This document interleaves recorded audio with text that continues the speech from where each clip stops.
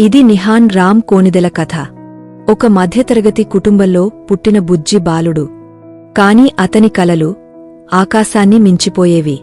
చిన్నప్పటినుంచే నిహాన్ రామ్ కోణిదెలకు తన స్కూల్ టీచర్లు, తెల్ల కోట్స్లో కనిపించే డాక్టర్లు ఎంతో ప్రేరణగా కనిపించేవారు. అతనికి ఒకే ఒక్క కల, డాక్టర్ కావాలి. తల్లిదండ్రులు తమ వద్ద ఉన్న స్వల్ప వనరులతో అతనికి తోడుగా నిలిచారు. నిహాన్ తనవంతుగా తన శక్తి అంతా వినియోగించాడు. పగలు రాత్రి తేడా లేకుండా సంవత్సరాల తరబడి చదివాడు, కష్టపడ్డాడు. చివరికి నీట్ పరీక్ష రాశాడు. కాని ఫలితాలు వచ్చినప్పుడు అతని మార్కులు ఇండియాలో డాక్టర్ అవడానికి సరిపోలేదు. అతని కలలు ఒక్కసారిగా చెదిరిపోయాయి. కళ్లలో కన్నీళ్లు, గుండె లోతుల్లో ఆశ మసకబారింది. ఆత్మవిశ్వాసం సనగలింది. నిశ్శబ్దంలోకి, నిశ్చలతలోకి జారిపోయాడు.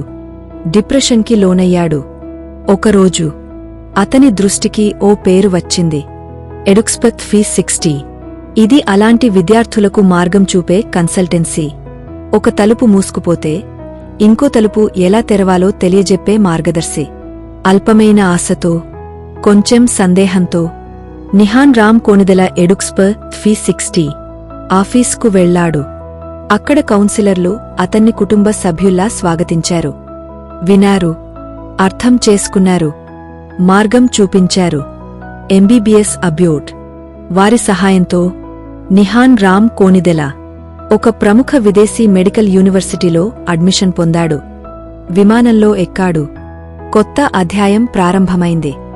నూతన దేశం, కొత్త భాష, కొత్త సంస్కృతి.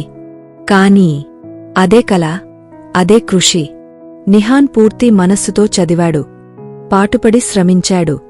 ప్రతిరోజూ డాక్టరనే కలను మరువలేదు. సంవత్సరాలు గడిచాయి. మరొక చిరస్మరణీయ క్షణం వచ్చింది. వేదికపై నడిచాడు. కన్వొకేషన్ సర్టిఫికెట్ తీసుకున్నాడు. డాక్టర్ నిహాన్ రామ్ కోణిదెలగా పునర్జన్మించాడు. తిరిగి భారత్కి వచ్చాడు.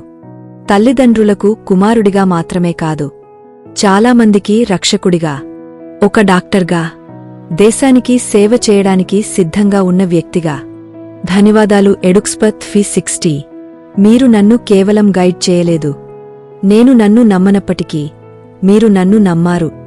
కలలు ఎప్పుడూ చనిపోవు, కొన్నిసార్లు అవి కొత్త దిశగా పయనిస్తాయి.